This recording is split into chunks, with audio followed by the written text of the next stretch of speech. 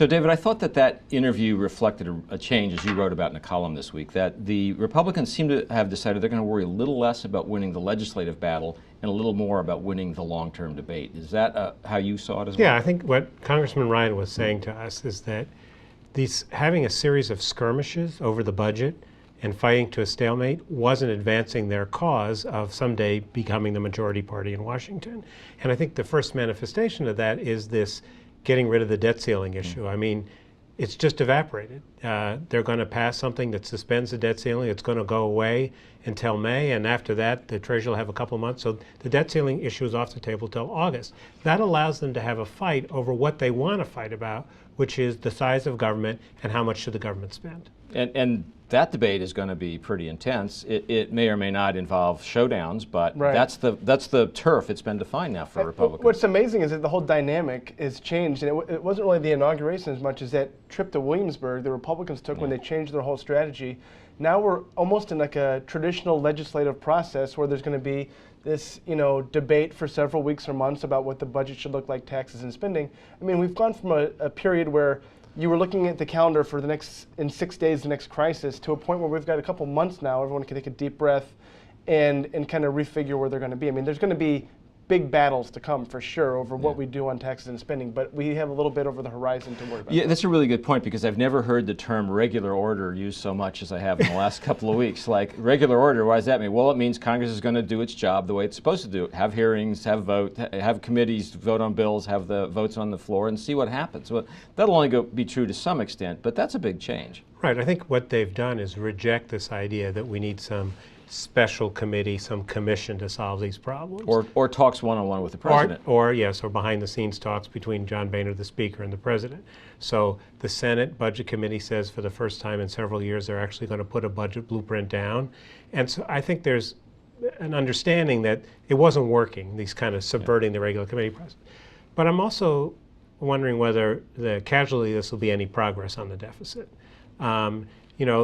Paul Ryan made clear to us that at least as a bargaining position, they're not going to raise taxes any further. And President Obama has made clear he's not going to go along with cutting entitlements or benefit programs without a tax increase. And we'll have to see how much wiggle room there is there. But it sounded like a recipe, and our colleague Janet Cook asked Paul Ryan this, a recipe for a very small deal on the deficit. Right, exactly. And no deal on entitlements, conceivably. Because if you listen to the president's inaugural speech, there wasn't a whole lot of sign there that the Democrats are ready to move on and do tough things on entitlement spending. That's right. I mean, I think the White House clearly feels validated, maybe even more than we thought. Election night he talked about a compromise with the Republicans on the deficit. He seems to really have dug in on Medicare and Social Security. It feels like the public is with him on this.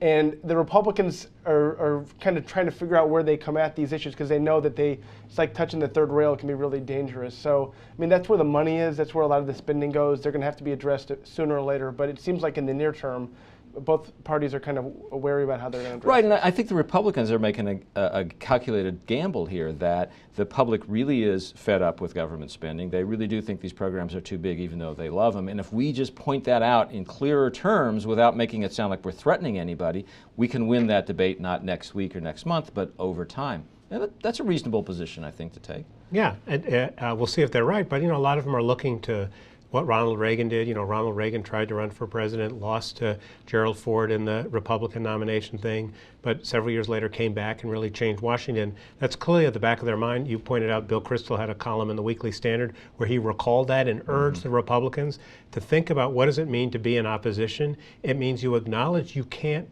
stop things from happening. You can't make things happen. You have to give a clearer alternative in the hopes that yours will prove more popular over time. But meanwhile, there's this argument that is you hear articulated. I was going to ask Paul Ryan about this, but we ran out of time. That people are now saying, well, the deficit doesn't really matter that much. It's actually getting better on its own. I personally am not sure that argument's going to carry the Democrats very far. I think people probably do worry about the deficit. Yeah, I think so. And as far as the White House is concerned, they're worried that it's going to crowd out some of their other you Right. know, other priorities like education and social programs, that sort of thing. So they want to do some things on the deficit, but they definitely feel like revenue is to be a big part of it, and that's you know where the rub is for Republicans. But I think it's something that, I mean, they have made some progress over the last 2 years. They've been chipping away at it. They haven't made the really tough decisions yet, but I think we're going to see another attempt to take a bite at the apple probably in the next 6 to 9 months. But as Congressman Ryan said to us, only on the spending side. Right. As far as they're concerned. Although it seems to me that's really a bargaining position, and we'll have to see whether they actually stick to that. I mean, they would be in a pretty awkward position if the president says, I'm willing to do something heroic on entitlements, something that annoys my Democratic left, and I have in mind a tax reform that gets rid of some deductions and credits, but uses some of that money for deficit reduction. That would seem to me, you can imagine them if they want to compromise anything up there, but especially after the inaugural and after hearing Paul Ryan, I don't hear anybody talking about, well, now that the election's over, let's figure out what to do. No. There seem to be a lot of hard feelings. The Republican caucus in the House clearly doesn't have its act together. You know, the conservatives forced John Boehner to agree to have a budget that balances over 10 years. And Paul Ryan's budget, as austere as it was, doesn't even come close to that, so now he has to do that. We know that the Harry Reid, John Boehner chemistry is bad, so it doesn't seem like we have the ingredients for this famous grand bargain. But we might have the ingredients for a really clear debate. If Paul Ryan composes a budget, as he told us he would, that balances the budget in 10 years, and the Senate Democrats put together a budget that articulates and puts in black and white, not just in words, what they believe the vision for the next 10 years is, well, then you have the makings for a real debate. I'm confident we'll have a better debate this year. I'm just, because it couldn't have been any worse than last year, arguing about the arcana of using words that the public can't, CRs and sequesters and fiscal cliffs and all that.